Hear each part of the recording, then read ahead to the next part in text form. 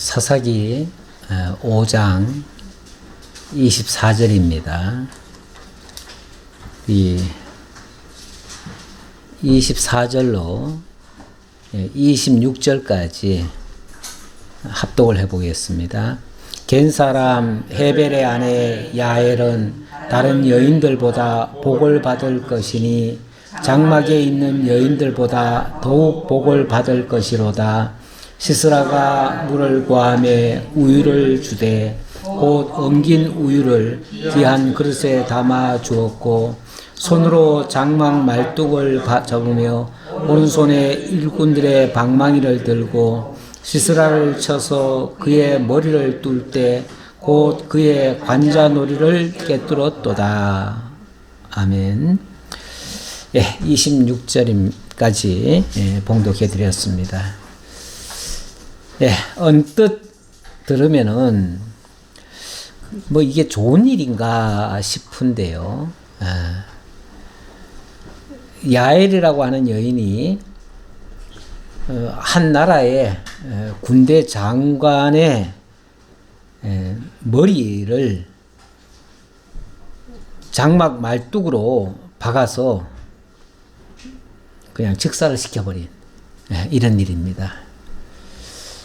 이 일 자체는 굉장히 끔찍해 보이는 그런 모습인데 이 여인을 향해서 뭐라고 그러냐면 다른 여인들보다 복을 받을 것이니 장막에 있는 여인들보다 더욱 복을 받을 것이로다. 이렇게 표현을 했어요. 우리가 무슨 찬양을 할 때 어떤 큰 일이 일어나가지고 거기에 대해서 찬양을 할 수 있잖아요. 있는데 자칫하면 그 일에 참여한 사람을 찬양하는 경우가 있어요.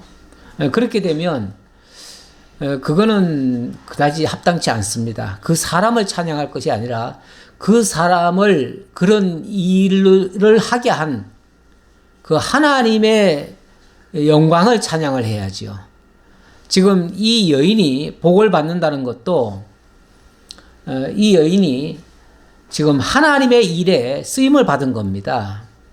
그렇죠? 쓰임을 받은 거예요. 지금 대적이 이스라엘을 엄청 괴롭혔잖아요. 몇십 년간 지금 이스라엘을 지배하고 이스라엘의 모든 자유를 박탈을 하고 이스라엘이 그야말로 종살이를 했어요. 그런데 거기서 구원하는 역사를 지금 한 거예요. 그러니까 이 여인이 어떤 장군을 죽였다.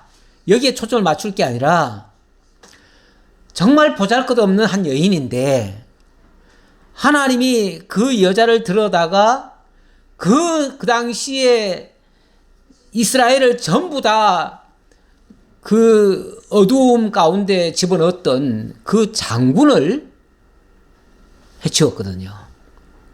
이게 그 여인의 위대함이 아니라 그 여인을 쓰신 하나님의 위대하신 역사가 지금 그 여인을 통해서 나타난 거예요.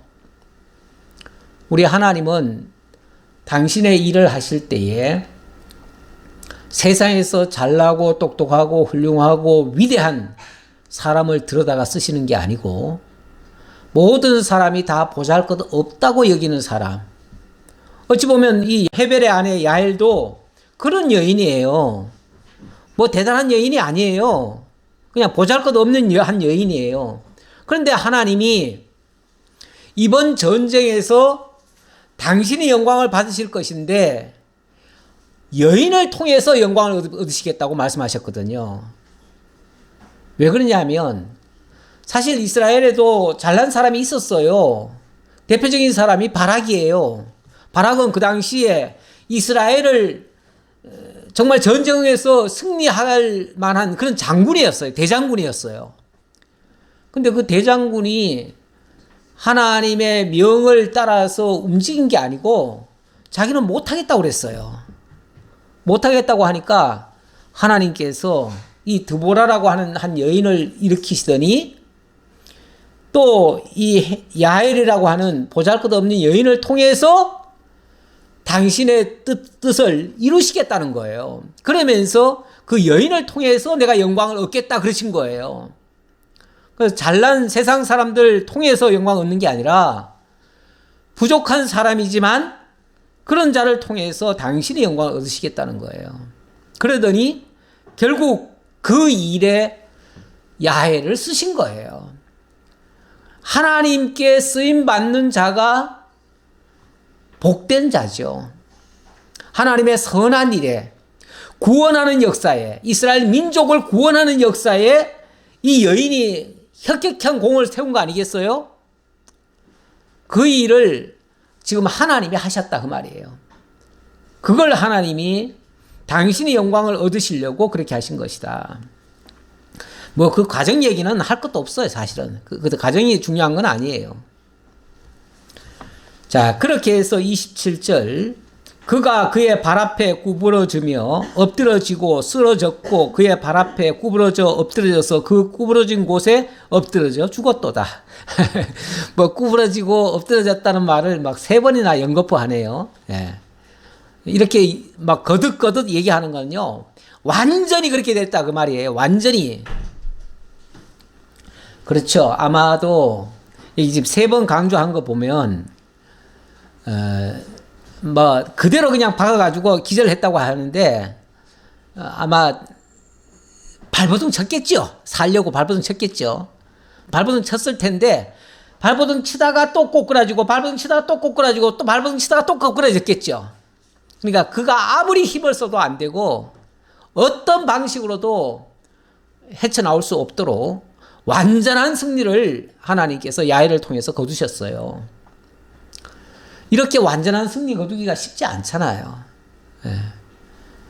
그 힘없는 한 여인이 그 대장군을 상대로 해가지고 이런 승리를 거둘 수 있다고 하는 것은 이건 보통 능력이 아니에요.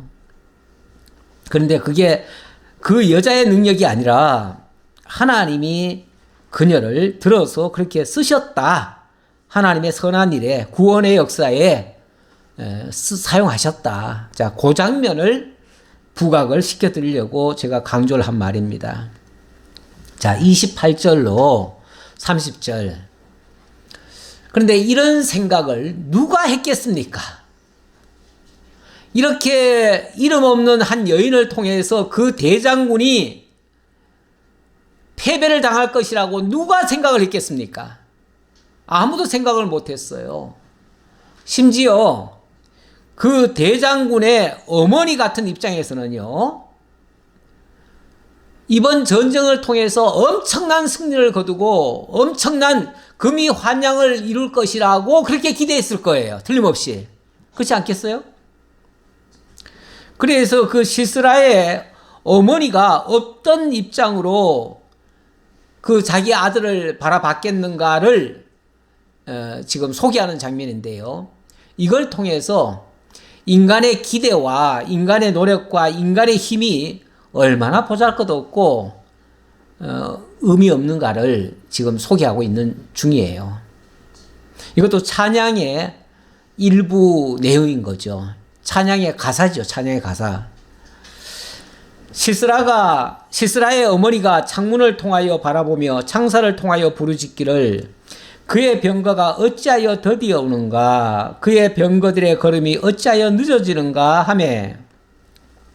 그렇죠. 당연히 그 시스라의 어머니는 자기 아들 시스라가 이스라엘을 완전히 짓밟고 대승을 거두어서 승리의 면류관을 쓰고 그리고 뭐 화려한 그러한 장면으로 금이 환영할 줄을 알았지요. 그렇게 기대했지요.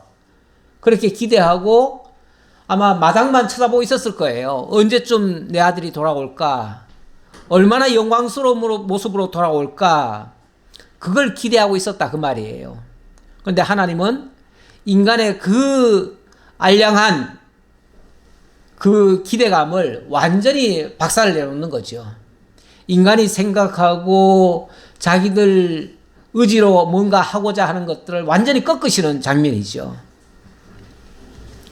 그의 지혜로운 시녀들이 대답하였겠고 그도 스스로 대답하기를 그들이 어찌 노략물을 얻지 못하였으랴. 그것을 나누지 못하였으랴. 사람마다 한두 처녀를 얻었으리로다. 시스라는 채색 옷을 노략하였으리니 그것은 수놓은 채색 옷이리로다. 아마도 자기들끼리 그런 얘기를 했겠죠. 이번에 전쟁 승리하면 어마어마한 그 노량물들을 가지고 올 것이다. 올 때 빈손으로 오는 게 아니라 노량물도 있지만 거기에 아리따운 처녀들도 한둘씩은 다 데리고 왔을 것이다. 이 군인들이요, 옛날 군인들은요, 일종의 그 어느 나라를 점령하면 그 땅의 그 사람들 중에 처녀들을 다 데려옵니다.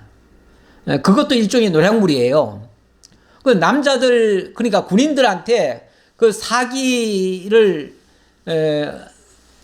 북돋아 주려고 너희들 이번에 가서 승리해라. 그러면 너희들이 좋은 여자들 다 데려다가 살아라. 그걸 허락하는 거예요. 우리는 뭐 그런 개념이 조금 덜하지만 저 중동 지역에는요, 옛날부터 힘 있는 사람은, 남자들이 힘 있는 사람들은 여자를 몇 명씩 얻을 수 있습니다. 힘 없는 사람은요, 돈 없고 힘 없고 백 없고 이런 사람은요, 결혼도 못 해요. 결혼도 못 하는데, 쉽게 말하면 군인들한테 너희들 이번에 전쟁터 나가서 마음대로 그냥 이쁜 여자들 골라다가 너희들 아내로 삼아라. 그러면은 신나죠. 그거 위해서도 그냥 전쟁에 나가서 반드시 승리하고 돌아오려고 하지요. 그러니까 군인들은 뭐 다른 노량물 취하는 것도 좋지만 여자들 한두 명씩 데려오는 것도 그냥 너무 좋은 거예요. 결혼도 못하고 그냥 일평생 그렇게 그냥 살 수도 있는 사람들인데, 그렇잖아요. 신분 낮고 이런 사람들 지금도 그래요. 지금도 중동 가면요, 신분 낮은 사람들은 여자 구경을 못 해요. 네. 그런 세상이에요. 왜냐하면 남자들이 힘 있으면 4명까지는 구할 수 있거든요. 아니, 남자들이 힘 있는 사람들이 4명씩 다 데려가 버리면 여자들이 어디 있어요? 없잖아요. 그러니까 이 젊은 사람들이 막 여자 준다 그러면 제일 좋아해요. 그래서 그 이슬람교에서 전쟁을 할 때 너희들이 만약에 순교를 하면, 전쟁에 나가서 이번에 죽으면 천국 가가지고 예쁜 처녀들 7명씩 너희들한테 줄 거다. 이렇게 얘기를 해요. 그러면은 순교하는 것도 괜찮아요. 왜? 순교하면 이 다음에 영원히 뭐 하니까 7명의 여자들을 데리고 살 수 있으니까. 이게 큰 기대예요. 큰 기대. 큰 기대예요. 이게 우리는 웃지만은 그 사람들은 그게 실제 좋은 거예요. 그래서 폭탄 들고 죽어도 괜찮아. 왜? 죽으면은 7명의 여자를 데리고 살 수 있으니까. 그게 소원이에요. 그쪽 중동 지방의 사람들의 그 기대 속에는요. 그러니까 여기도 지금 그 표현인데, 일종의 이번에 전쟁터 나가서 승리하면 예쁜 여자들 2명씩은, 한두 명씩은 다 데려올 수 있을 것이다. 그렇게 데려올 것이라고 당연히 생각하고, 왜? 자기 아들이 잘났으니까, 힘있고, 틀림없이 이번 전쟁 나가면 이기고 승리하고 돌아올 것이다. 기대하고 있다. 그 말이에요. 예, 그런데, 곧 양쪽에 수놓은 채색 옷이리니 노력한 자의 목에 꾸미리로다 하였으리라. 그러니까 뭐 온갖 장식은 몸에다 걸 수 있는 거 다 걸겠죠? 그렇죠? 뭐 보석 같은 거 있으면 그런 거 뺏어다가 목에다 다 걸고 오고, 여자들 한두 명씩 데리고 그러니까 2명씩 데려오면은 양손으로 그냥 잡고 올 거 아니에요. 그걸 그냥 다 기대하고 있는데, 그런데 31절, 여호와여 주의 원수들은 다 이와 같이 망하게 하시고 주를 사랑하는 자들은 해가 힘있게 도둑같게 하시옵소서. 그 기대는 완전히 무너질 것이다. 다시 말하면 인간의 생각은 그랬을지라도 하나님의 역사는 그들로 하여금 완전히 망하게 하실 것이다. 이 악한 자들의 그 생각은 절대로 그대로 이루어지지 않을 것이고 하나님의 선한 뜻은 이루어질 것이다. 모든 환경적으로 보면 틀림없이 그들이 유리한데 결과는 이스라엘 백성들이 승리를 거두었는데, 그것도 수많은 사람들이 피 흘리면서 싸워서 이긴 결과가 아니라 정말 이런 모를 한 여인에 의해서 이런 결과가 만들어지니 얼마나 하나님의 일이 위대하시냐. 하나님이 하시는 일이 얼마나 위대하시냐. 그걸 지금 찬양하는 내용이다 그 말이에요. 그러면서 저렇게 하나님 알지 못하고 원수 노릇하는 저들은 다 이와 같이 망하게 하시고, 이와 같이 망하게는 아까 시스라가 정말 말뚝에 박혀가지고 비참하게 죽었잖아요. 한 여인에 의해서. 그런 식으로 다 멸망하기를 바라고 그 말이죠. 그리고 주를 사랑하는 자들은 해가 힘있게 도둑같게 하시옵소서. 주를 사랑하는 자, 바로 하나님의 뜻을 깨닫고 하나님을 사랑하고 하나님을 굳게 믿고 나아가는 자들은 마치 해가 힘있게 도둑같이 그 어려운 상황에서도 승리하는 이런 영광을 보게 될 것이다. 그런 얘기죠. 하니라 이렇게 찬양을 했다. 그 땅이 40년 동안 평온하였더라. 이게요, 섣불리 이겨놓으면 잠자는 사자의 코털을 건드린 것처럼 화를 입을 수도 있어요.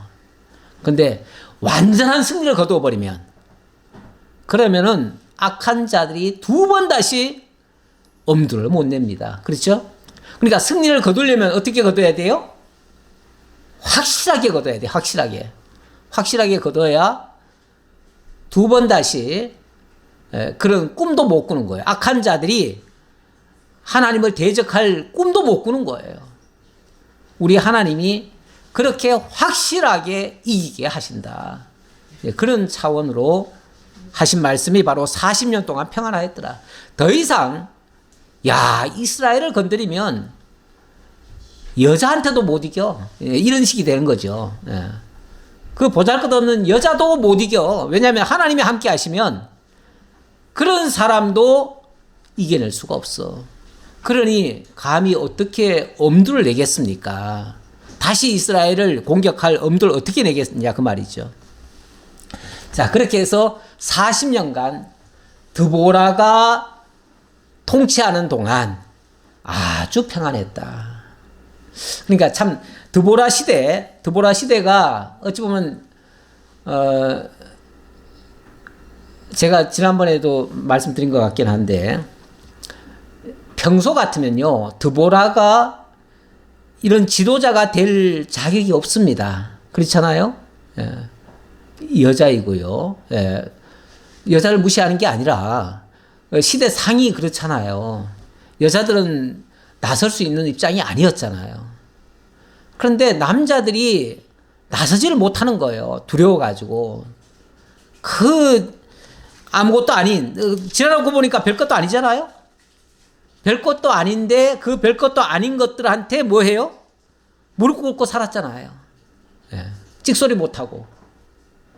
그런데 그럴 때 하나님이 드보라라고 하는 한 여인을 들어다가 결국은 이러한 승리를 거두게 하셨다 그 말이죠.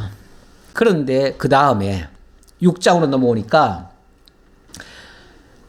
또 반복이 되네요. 참 역사라고 하는 게 얼마 지나면요 사람들이 또 잊어버려요.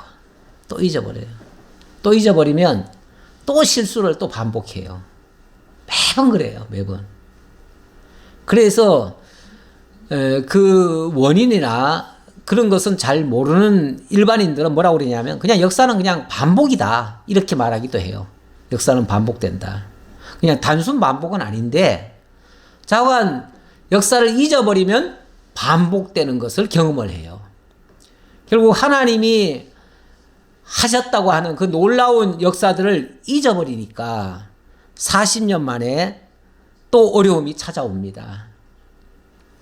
이스라엘 자손이 또 여호와의 목전에 악을 행하였으므로 여호와께서 7년 동안 그들을 미디안의 손에 넘겨주시니, 아마도 드보라가 죽은 다음이겠지요. 뭐 죽었다는 표현은 없는데 죽은 다음이겠지요. 어쨌든 정신이 바른 지도자가 없어지면요 국민들은 급속도로 약해지고 또 변질도 빨라집니다. 어떤 분이 뭐 정말 멋대로 뭘 해놓고는 1년 후면은 아무도 몰라. 그리고 또 찍어줘. 그러더라고요. 어떤 분이 그 선거에 나서면서. 그런데 실제로 1년 후에 선거가 딱 됐는데 과거는 과거고요. 또 찍어줘가지고 또 된 사람이 있어요. 국회의원인데. 그래요. 그러니까 이번에도 그러더라고요. 이번에도 야 괜찮아. 1년 후면은 다 잊어먹어. 아무 생각 없이 또 찍어줄 거야. 정치인들이요. 그래서 이 백성들을 알기를 어떻게 아냐면 백성들은 그냥 개돼지야. 먹거리나 그냥 주면 돼. 이렇게 쉽게 생각하는 경향이 있어요. 일부가 그렇다는 얘기예요. 다 그렇다는 건 아닌데 그렇게 생각하는 사람도 있어요. 그래서 우리가 잊지 말아야 돼요. 예. 그런 생각하는 사람을 절대 잊으면 안 돼요. 그리고 그런 생각이 얼마나 잘못됐다는 것을 사실은 똑똑히 보여줘야 되거든요. 우리가 보여줄 수 있는 게 뭐예요? 어찌 보면 지금으로 보면은 투표밖에 없어요. 우리 국민들은요. 뭐 다른 걸 할 게 없어. 아무것도 없어요. 우리가 뭐 맞서 싸울 수도 없어요. 목소리 높여서 뭐 할 수도 없어요. 우리는 그냥 투표 하나밖에는 할 게 아무것도 없어요. 그러니까 우리가 할 수 있는 투표는 다 해야 될 것 같은데. 예. 좌우간 이 잘못된 것을 잊지 말아야 되는데 또 여호와의 목전에 악을 행했다네요. 이건 뭐 했다는 거예요? 몇 차례 얘기했지만 또 잊었다는 얘기예요. 또 잊었어요. 또 잊으면 또 반복해요. 매번 잊으면 반복해요. 그런데 안 잊으면 반복을 할래야 할 수가 없어요. 그러니까 계속 상기를 시켜줘야 돼요. 어찌 보면 우리 성경도 계속해서 어찌 보면 반복 교육 아닙니까? 반복 교육이에요. 이미 들으신 분들은 창세기부터 계시록까지 다 들었어요. 근데 지금 또 듣고 있죠? 근데 또 들을 적마다 또 새롭기는 하지요? 예. 전 이번에 사경회 때 제가 굉장히 은혜로웠다는 말을 아까 했는데, 사실 목사가 그렇습니다. 목사는 은근슬쩍 자기가 최고라는 생각을 가지고 있습니다. 그래서 남의 설교에 웬만해서는 은혜가 안 됩니다. 목사의 큰 단점 중에 하나예요. 그래서 목사들은요, 남의 설교 듣고 은혜 받았다라는 말을 잘 안 해요. 네. 비판은 잘해요. 왜냐하면 저거 아닌데 왜 저렇게 하지? 그러니까 남의 설교를 들으면은 판단이 먼저 앞서는 경향이 있어요. 근데 이게 판단을 하는 사람은요, 절대 은혜가 안 됩니다. 은혜가 안 돼요. 그래서 목사가 웬만해서는 은혜 받기가 힘들어요. 목회하시다가 그만두신 분들이 남의 교회 가서, 뭐 남의 교회라는 말은 잘못됐지만 어쨌든 다른 분이 목회하고 있는데 가가지고 은혜가 안 돼요. 은혜가 안 돼가지고 그래서 그냥 자기 집에서 그냥 예배 드리는 경향이 많아요. 교회도 안 다니고. 그래서 목사하고 나면은요, 교회를 안 다녀요. 그 왜 안 다니냐 그러니까 말을 들을 수가 없다는 거야. 물론 그럴 수 있긴 있어요. 왜냐면 자기가 어느 정도 안다고 생각하니까 자기보다 못하거든요. 그런데 뭐 자꾸 가르치려고 하니까 듣기 싫지. 예, 사람은요, 내가 부족하다고 느껴야 남이 가르치는 것이 달게 느껴지지. 내가 더 잘한다 그러고 더 많은 것을 배웠다고 생각하면요, 남들께 시시해요. 그래서 남의 설교에 은혜가 잘 안 돼요. 예. 혹시 은혜가 잘 안 되시는 분 계십니까? 그분은 저보다 더 똑똑해서 그래요. 더 똑똑하신 분은 절대 여기에 은혜가 안 됩니다. 그러니까 내가 조금 부족한 게 나아요. 오히려 조금 부족하면 그래도 앞에서 전하는 사람이 나보다는 낫지. 그리고 그냥 그 말씀을 들으려고 해요. 그러면 은혜가 돼요. 근데 내가 더 똑똑하다고 하면 절대 안 듣거든요. 뭐에게다 그쪽으로 갔습니까? 제가 이번 사경회 때 상당히 은혜가 됐다는 말을 했잖아요. 진짜 연구 많이 하셨다. 그리고 저도 나름대로 증거한다고 했지만 저보다 훨씬 더 조리 있게 잘 전하신다. 제가 내내 그게 느껴져 가지고 그래서 강론 중에 제가 사실은 어떨 때는 이 남의 설교 들으면 내가 피곤해요. 그럴 때가 있어요. 그래서 힘들어요. 제가 힘든데 이번에는 전혀 힘든 게 없고 제가 사실은 그 전날도 잠을 별로 못 잤거든요. 근데 하나도 졸리지도 않고 하나도 피곤함이 없어요. 그러니까 이게 이제 은혜 받은 증거예요. 제 고백입니다. 은혜 받은 증거예요. 정말 그 시간도 뭐 다 1시간씩 꽉꽉 채웠잖아요. 1시간 뭐 다 하면 1시간 넘지요. 그런데도 정말 시간 가는 줄 모르고 정말 재밌게 들었어요. 그래서 정말 내가 은혜로 왔다. 참 1박 2일간이 행복했다. 그리고 그렇게 하고 나니까요. 피곤함이 없더라고. 제가 그걸 체험을 했어요. 이번엔 정말 피곤함이 없다. 상당히 피곤할 수 있는 그 시간인데 왜냐하면 내가 전날 잠도 조금 못 잤고 오가면서 운전하고 뭐 이게 꽤나 긴 시간에 이렇게 해서 좀 피곤할 것 같은데 전혀 피곤하지 않더라고요. 그래서 정말 은혜로우면 모든 게 다 힘도 있고 그렇게 되어지겠구나라는 생각이 들었습니다. 자, 6장의 내용은 바로 기드온 시대입니다. 시대가 또 바뀌었어요. 바뀌는데 또 여호와의 목전에 악을 행했다는 거 보니까 또 그 하나님의 은혜는 잊어버리고 이 좋은 환경이 계속 지속이 되면요. 그게 계속 간직이 돼야 되는데 간직이 잘 안 돼요. 그리고 얼마 지나면요. 그 다음 세대에 지금 40년이라고 그러는데 40년 동안 평안했다고 그러는데 40년쯤 지나면요. 그 다음 세대가 어떻게 나오냐면 태어나 보니까 평화시대야. 그렇죠? 평화시대면 어려움을 느껴본 적이 없어요. 어려움 느껴보지 않았으면 모든 것이 감사가 돼야 될 텐데 감사가 느껴지는 게 아니라 불만이 많아져요. 시대가 좋을수록요. 불만도는 더 높습니다. 그리고 경제가 발전해가지고 막 높은 빌딩 올라가면요. 그러면 더 좋잖아요. 교통도 좋아지고 모든 게 다 더 좋잖아요. 그러면 감사가 더욱 넘쳐야 되는데 매일 새로워야 되는데 그게 아니고 상대적 박탈감을 느껴요. 그리고 남들은 저 자리에 가는데 나는 그 자리에 못 가는구나 싶어가지고 상대적 박탈감, 우울감이 생겨요.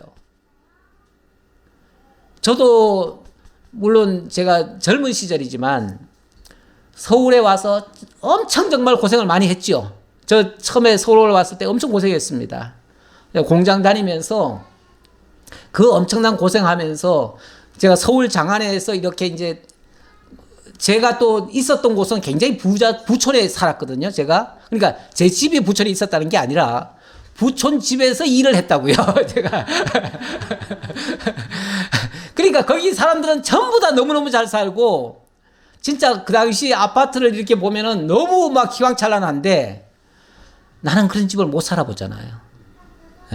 그런 집을 그냥 구경만 하지 못 살아보니까 상대적 이 불행감, 박탈감이 있어요. 그런 생각을 가진 자는요, 항상 불만족이에요. 아마 제가 그 상태가 계속 유지됐으면 지금쯤 불만 세력으로 남았을 거예요. 근데 다행히 예수를 참 잘 만나서 복음을 잘 깨달아서 또 목회자까지 돼가지고 하나님의 뜻을 전하는 자가 되다 보니 지금은 모든 게 사실은 지금 감사로 지금 바뀌어진 상태인데 아마 옛날 그 상태 같으면 지금 완전 불만 세력으로 남아 있었을 거예요. 근데 이 사람들이 한 40년간 평온한 상태를 유지하다 보니 또 하나님의 은혜는 잊어버린 거예요. 잊어버리니까 여호와의 목전에 다시 말하면 하나님이 싫어하는 일만 골라서 하게 되는 거예요. 그러니 하나님께서는 어떻게 해야 돼요? 역사를 잊은 민족에게는 하나님이 교육을 다시 시켜야 돼. 그럼 어떻게 해요? 또 그들을 대적들한테 파셔야죠. 파셔야 돼요. 그러니까 저 대적들을요, 하나님이 준비해 놓은 몽둥이에요.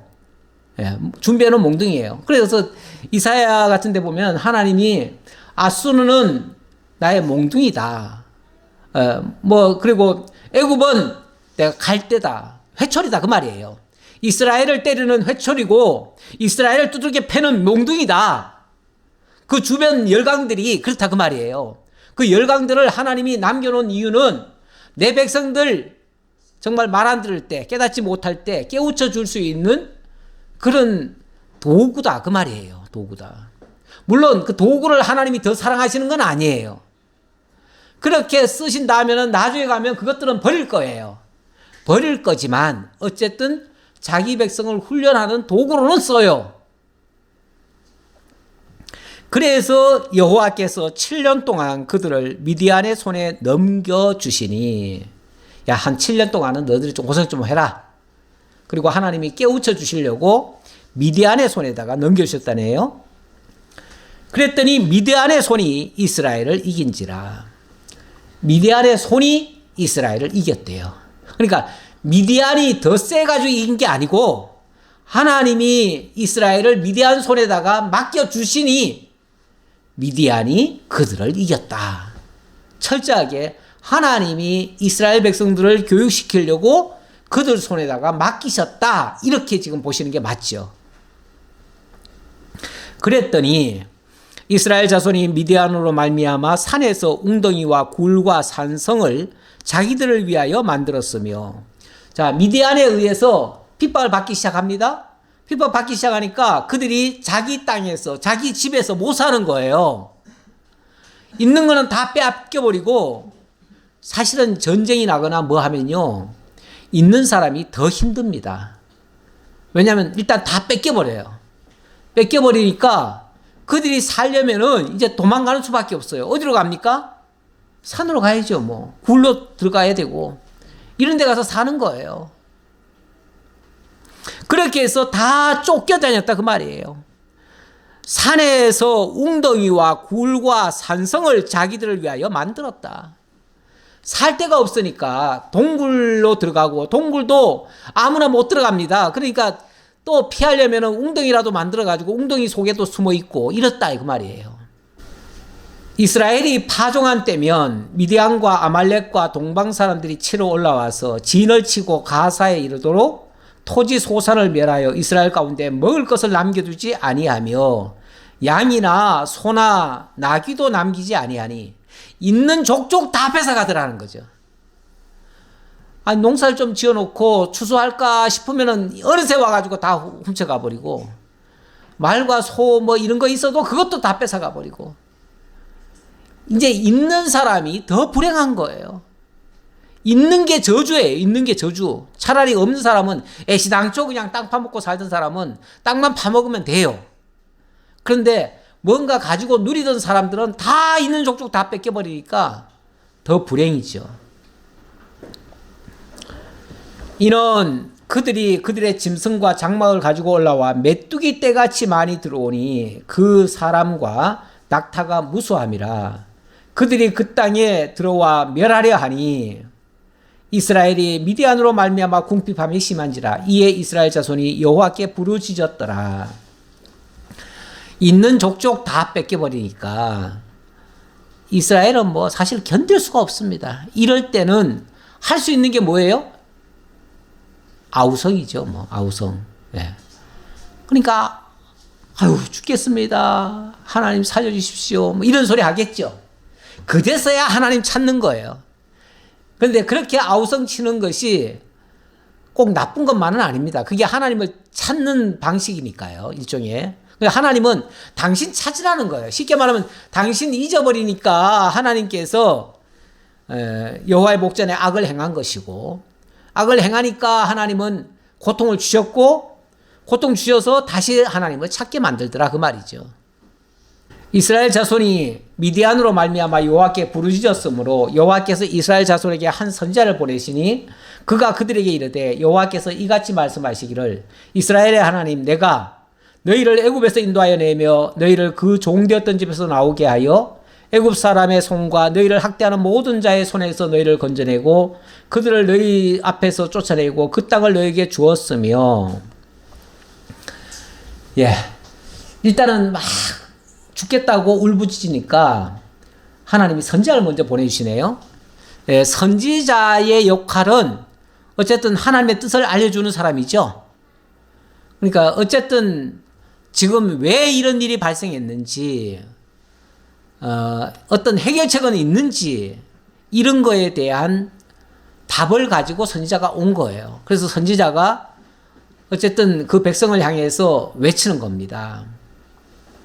일단 우리가 어려움에 빠지면 호소를 하고요. 호소할 때 하나님의 응답이 있습니다. 응답이라고 해서 문제 해결이 아니라 그 모든 일에 대한 해석이죠. 해석. 우리가 해석이 떨어지면 그 다음에 방법 또 해답은 나올 수가 있습니다. 근데 아예 문제를 인식하지 못하거나 하나님의 뜻을 모르면은 답이 없죠. 답이 없는데 어쨌든 하나님 앞에 울부짖었고 선지자를 보내주셨다고 하는 것은 엄청난 하나님의 은혜입니다. 물론 선지자가 와가지고 좋은 말은 안 해요. 선지자가 와서 좋은 말 할 때 있습니까?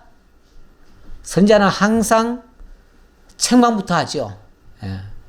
책망부터 하고 어떤 문제를 일깨워 주죠. 근데 그런 소리조차도 듣기 싫어하는 사람들이 또 있어요. 사람들이 참 그렇습니다.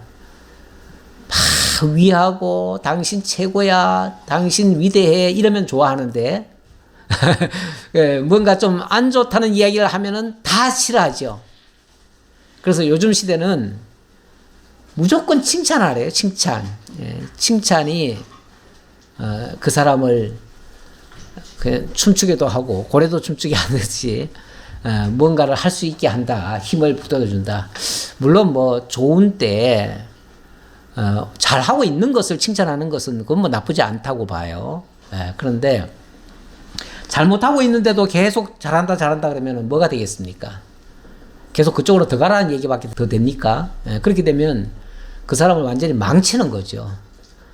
그래서 지나친 칭찬, 그러니까 그 사람이 하고 있는 것에 대한 올바른 평가를 통해서 잘하는 부분을 격려하고 더 힘을 쏟도록, 그리고 좀 약한 부분이 있으면 그것을 일깨우기 위해서 일러주거나 이런 것은 나쁘지 않다고 보는데,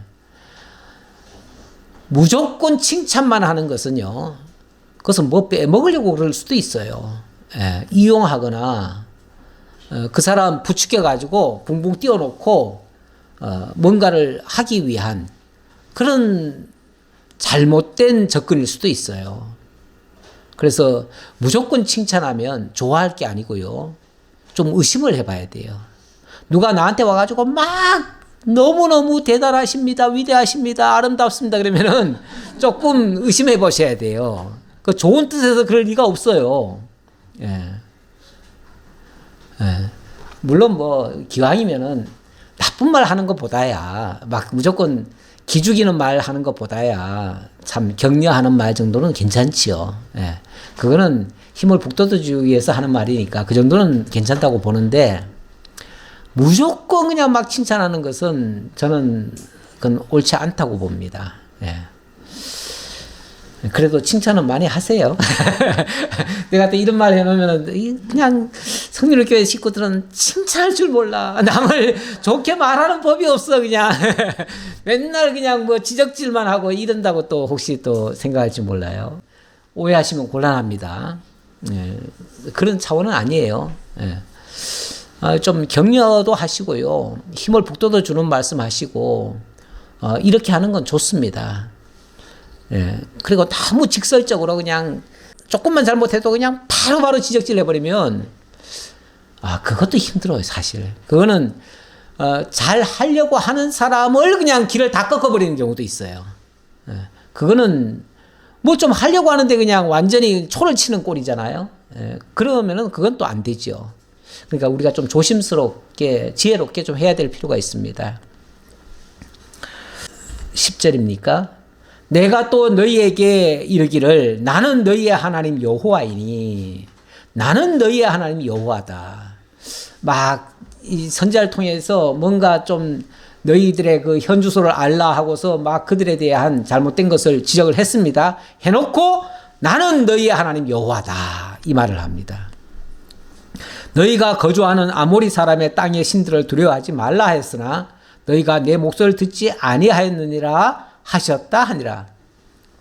일단 하나님이 우리에게 일깨워 주는 것은요, 하나님 살아계시고 살아계신 그 하나님이 지금 너희와 함께하고 있고 그 하나님이 모든 정말 대주제이심을 일깨워 주는 거 아니겠어요? 항상. 근데 어쨌든 지금 이스라엘 민족이 그걸 지금 잊어버린 상태 같아요. 그렇죠? 그 상태. 그러니까 하나님의 살아계심과 하나님이 자기들과 함께하고 있다는 사실을 잊어버리면 그러면은 현실을 보고 두려워합니다. 그리고 더 좋은 게 있어 보이면 그걸 따라갑니다. 근데 미디안 사람, 여기는 지금 아모리라고 얘기했는데 아모리 사람의 땅의 신들을 두려워하지 말라 했으나 너희가 그걸 따라갔다 이렇게 얘기를 합니다. 그리고 보니까 하나님만이 유일무이한 절대 대주제이신 그 하나님만을 믿고 나아가야 되는데 그렇게 하지 않고 세상의 다른 것들을 의지했다 그 말이잖아요. 그렇죠? 아무래도 문화적으로 보면요, 이스라엘 사람들이 일구어 놓은 문화보다 저 이방 사람들이 만들어 놓은 문화가 훨씬 더 우월할 거예요. 이방 나라들은 예전부터 나라를 형성해 가지고 오랫동안 역사와 전통이 있잖아요. 이스라엘은 어찌 보면 애굽 땅 종됐던 집에서 나와 가지고 아직까지 자기들 것이라고 하는 것이 별로 없어요. 그렇죠? 그러니까 그들 것이 훨씬 더 우월해 보이기도 하고 더 좋아 보일 수 있어요. 그러면은 하나님을 잊어버리면 그것들을 자꾸 따라갈 수가 있어요. 어찌 보면 여호와의 목전에 악을 행했다고 하는 것은 바로 그런 부분에서 했다고 보여집니다. 11절로 18절에서는 여호와의 사자가 기드온에게 나타나서 소명을 주시는 장면이 되겠습니다. 여호와의 사자가 아비에셀 사람 요아스에게 속한 오브라에 이르러 상수리 나무 아래에 앉으니라. 마침 요아스의 아들 기드온이 미디안 사람에게 알리지 아니하려 하여 밀을 포도주 틀에서 타작하더니, 요 이제 상황을 먼저 소개를 하는데, 요아스의 아들 기드온이 미디안 사람들을 피해서 밀을 포도주 틀에서 타작을 했다고 하네요. 그러니까 쉽게 말하면 원래는 밀을 어디서 타작하죠? 타작마당이 원래 있어요. 이스라엘에는요, 아마 집단으로 이렇게 타작마당을 만들어 놓고 거기서 수확물들을 가져와 가지고 거기서 아마 타작을 할 거예요. 근데 지금은 그 타작마당에서 하다 보면은 미디안 사람들한테 뺏길 수가 있잖아요. 그러니까 그거를 포도주 틀로 가져갔대요. 포도주 틀은 이제 포도를 넣고 막 으깨는 거 아닙니까? 타작을 해야 되는데 그쪽으로 가져가서 그거는 이제 몰래 아마 숨겨놨던 것 같아요. 거기서 몰래 지금 밀 수확을 거두다가 거기서 조금씩 빻아서 그렇게 먹는 그런 상황이에요. 지금 얼마나 비참한 상황인가를 지금 설명하고 있는 중이에요. 그런데 그때 여호와의 사자가 거기서 딱 나타나가지고 기드온에게 나타나 이르되 큰 용사여 여호와께서 너와 함께 계시도다 하매. 깜짝 놀랄 말이죠. 어떤 한 사람이 갑자기 벌떡 일어나더니 큰 용사여 여호와께서 너와 함께 할 것이다 이렇게 얘기하니까 기드온이 깜짝 놀라는 거죠. 그러면서 기드온이 그에게 대답하되 오 나의 주여 여호와께서 우리와 함께 계시면 어찌하여 이 모든 일이 우리에게 일어났나이까. 일단은 여호와께서 너와 함께 한다는 이 말은 참 좋은 말이긴 한데, 아니 하나님이 우리와 함께 하신다고요? 나와 함께 하셨다고요? 그런데 왜 우리가 이렇게 삽니까? 하나님이 우리와 함께 하신다면서 왜 우리가 이렇게 어렵게 삽니까? 지금 이렇게 고통을 받습니까? 지금 우리가 미디안에게 쫓겨가지고 지금 농사 지은 거 수확해서 제대로 떳떳하게 먹지도 못하고 이렇게 숨어 겨우겨우 살고 있는데 이것도 하나님이 우리와 함께 하신다는 말입니까?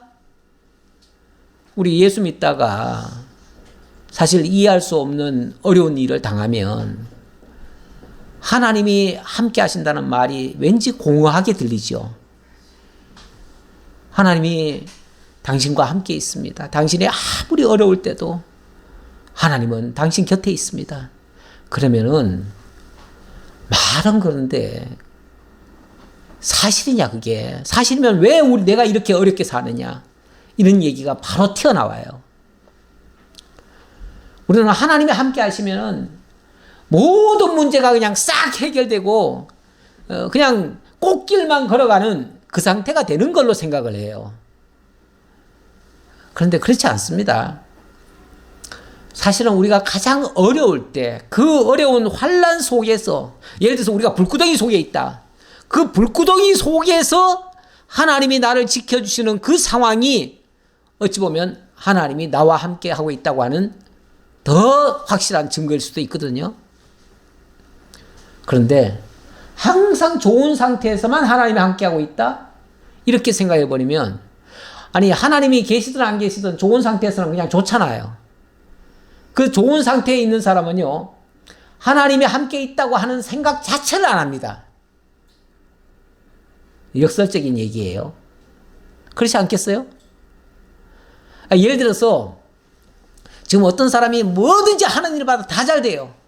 근데 예수 안 믿어. 하나님 안 믿어요. 근데 뭐든지 다 잘 돼요. 그럼 그 사람이 하나님이 나와 함께 하셔서 내가 이렇게 복을 받고 잘 산다 이렇게 생각하겠어요? 내가 잘나서 내가 모든 하는 일마다 다 잘 되는 거야. 이건 내가 똑똑하기 때문이야. 내가 힘썼기 때문이야. 이렇게 생각하죠. 그런데 사실은 진짜 하나님이 가장 절실할 때는요. 가장 어려울 때입니다. 가장 어려울 때. 수많은 믿음의 선진들이 이런 질문을 했어요. 말라기에서도 보니까 하나님이 너희를 사랑한다 그러니까 하나님이 사랑하는데 왜 우리가 이렇게 남에게 짓밟혀가지고 이렇게 삽니까? 그리고 우리를 짓밟고 있는 저 바벨론은 왜 이렇게 형통합니까? 하나님 알지도 못하는데. 알지도 못하는 사람은 이렇게 잘 살고 우리는 하나님의 사랑의 대상이라고 하면서 왜 우리는 이렇게 어렵게 삽니까? 그랬더니 하나님의 답변이 뭡니까? 내가 에서는 미워하였고 너희는 사랑하였다. 내가 너희 사랑했다니까. 뭘로 아는데요? 너희는 영원히 나와 함께 있을 거야.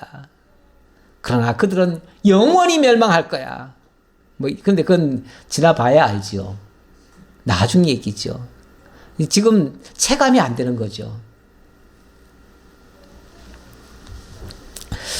자, 그런데 어쨌든 지금 여호와의 사자가 옆에 와가지고 큰 용사라고 얘기를 하네요. 지금 자기는 뭔데요? 벌벌벌 떨고 있는 겁쟁인데 기드온 겁쟁입니다. 큰 용사 아닙니다. 기드온이 대단한 게 아닙니다. 기드온은 겁쟁이에요. 겁쟁이. 그래서 몰래 숨어서 지금 일하고 있는 사람이에요. 오죽하면은 타작마다에 가서 타작도 못하고 그 밀 오늘 저녁에 먹을 거 그거 그냥 몇 송이 가져와가지고 지금 그 포도주 틀에다 넣고 그거 지금 찢고 있어요.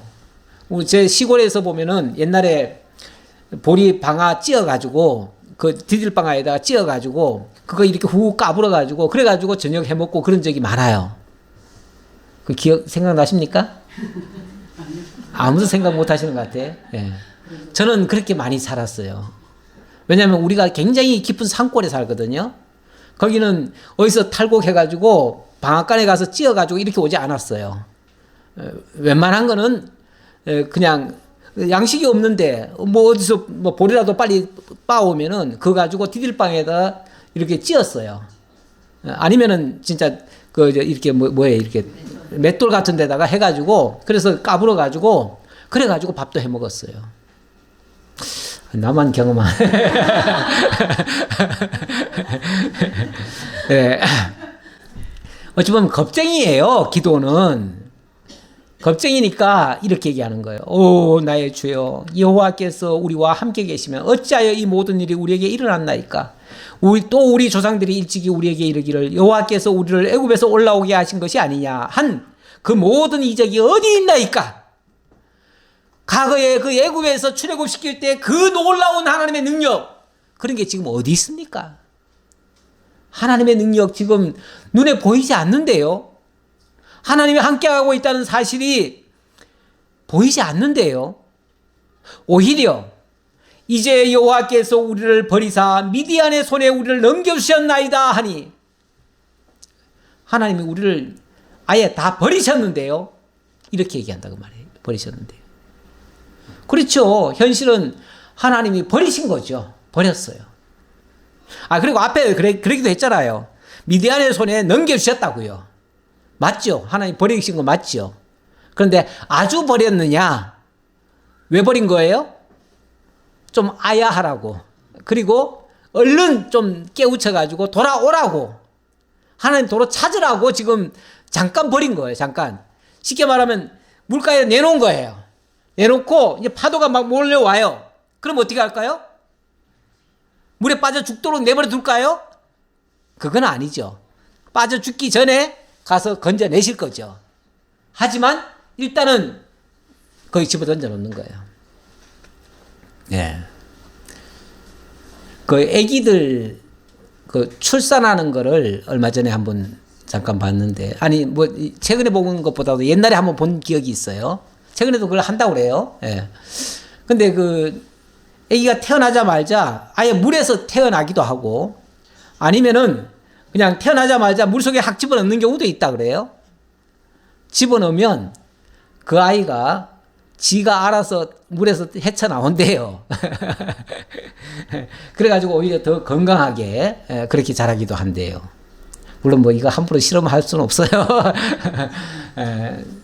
그런데 원래 이제 아기가 사실은 어머니 뱃속에서 물 속에 살았잖아요. 그래서 물은 익숙하대요.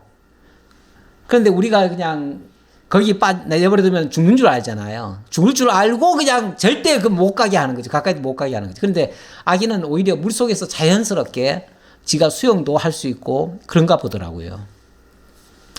뭐 얘기가 좀 빗나간 것 같긴 한데, 우리 하나님이 그런 위기 상황에다가 버려두실 수 있다, 그 얘기하려고 한 말이에요. 14절입니다. 여호와께서 그를 향하여 이르시되 너는 가서 이 너의 힘으로 이스라엘을 미디안의 손에서 구원하라. 내가 너를 보낸 것이 아니냐 하시니라.